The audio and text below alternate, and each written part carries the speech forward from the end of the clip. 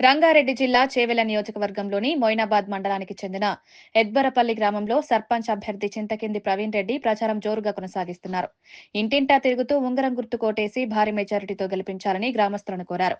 గ్రామాభివృద్ధి కోసం తాను ఎప్పటికప్పుడు పోరాడుతున్నానని, ఈ ఎన్నిక తమ గ్రామ అభివృద్ధి దిశగా ముందుకు వెళ్లే అవకాశమని ప్రజలకు తెలిపారు. యువత గ్రామ నిర్మాణంలో కీలక పాత్ర పోషించాలని ఆకాంక్షిస్తూ వారి సహకారం ఉంటే ఏ పనినైనా వేగంగా పూర్తి చేయగలమన్నారు.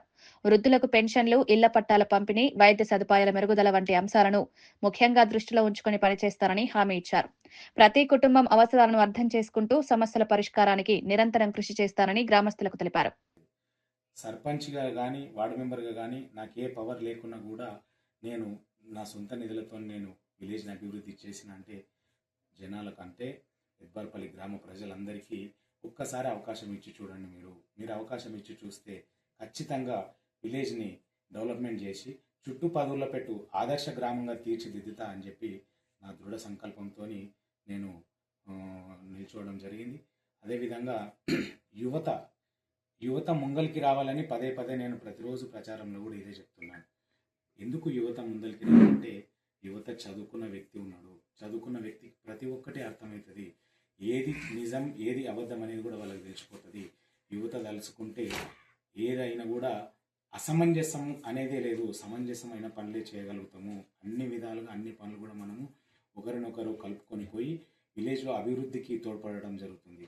అదేవిధంగా ఎద్బర్పల్లి గ్రామ ప్రజలకు తెలియజేయనిది ఏమనగా 3 సంవత్సరాల క్రితం మన విలేజ్లో అంగన్వాడీ టీచర్ రిజైన్ చేసింది. అప్పటి నుంచి ఎద్బర్పల్లి గ్రామంలో అంగన్వాడీ లేదు. అంగన్వాడీ లేని కారణంగా ఎప్పుడైతే అంగన్వాడీ లేని కారణంగా ఎల్కేజీ యూకేజీ నర్సరీ పిల్లలను బయటి స్కూళ్ళల్లో చేర్పించడం జరుగుతుంది. ఆ బయటి స్కూల్లో చేర్పించడం వలన అక్కడనే వాళ్ళు ఫస్ట్ సెకండ్ థర్డ్ క్లాస్కి అక్కడనే వెళ్ళిపోతున్నారు. మన విలేజ్లో ఉన్న ఏదైతే ప్రాథమిక విద్యా కేంద్రం ఉన్నదో ఆ విద్యా కేంద్రంలో రాను ప్రతి సంవత్సరము 20 నుంచి 10 నుంచి 5 పిల్లలకు విద్యార్థులు చదువుకోవడానికి లేకుండా పోతున్నారు. కాబట్టి మీరు ఒక్కసారి అవకాశం ఇచ్చి మీరందరూ కలిసి ఒకసారి ఎన్నుకుంటే ఖచ్చితంగా నేను ఏవైతే పనులు ఉన్నాయో అదేవిధంగా ఎద్బార్పల్లిలో ప్రాథమిక ఆరోగ్య కేంద్రం కానీ చిన్న చిన్న పనులు ఉన్నాయి. పెన్షన్